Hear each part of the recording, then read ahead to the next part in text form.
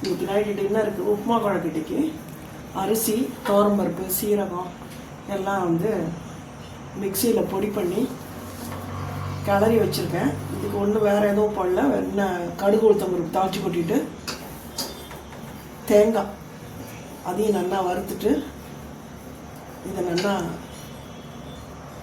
கிண்டி வச்சுருக்கேன். இது கொஞ்சம் நல்லா ஆறிடுது. இப்போ இது வந்து நமக்கு பிடிச்ச மாதிரி ஷேப்பில் இட்லி தட்டில் வச்சு எடுக்க வேண்டியதான். இதுதான் இன்றைக்கி நைட்டு டின்னர். இது இப்போ இதை வச்சுட்டு ஒரு 10 நிமிஷம், இது ஒரு 10-15 நிமிஷம் ஆகும் இது வேகிறதுக்கு. இது வச்ச உடனே பார்ப்போம். உப்புமா குழக்கட்டை ரெடி ஆகிடுது. கொஞ்சம் ஆறின உடனே தான் அது எடுக்க வரும். தேங்காய் சட்னி,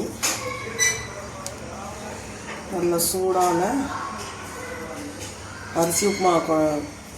இது வந்து அரிசி வந்து ஊற வச்சு கடைஞ்சி அந்த மாதிரி எல்லாம் பண்ணி நான் அதெல்லாம் ரொம்பவே அந்த மாதிரி மெனக்கெடுறது இல்லை. வெறும் வரட்டு அரிசி தான். அரிசி, துவரம்பருப்பு, 1 டம்ளர் அரிசிக்கு 2 ஸ்பூன் துவரம்பருப்பு, 1 ஸ்பூன் சீரகம், அதான் கணக்கு. அதை அப்படியே நல்லா மிக்சியில் பொடி பண்ணிவிட்டு உப்புமா கலர்ற மாதிரி கிளறிட்டு ஆவியில் பிடிச்சி வச்சா இது எண்ணெயும் ரொம்ப செலவில்லை, உடம்புக்கும் நல்லது. இதுவும் சட்னியும் டின்னர் ரெடி.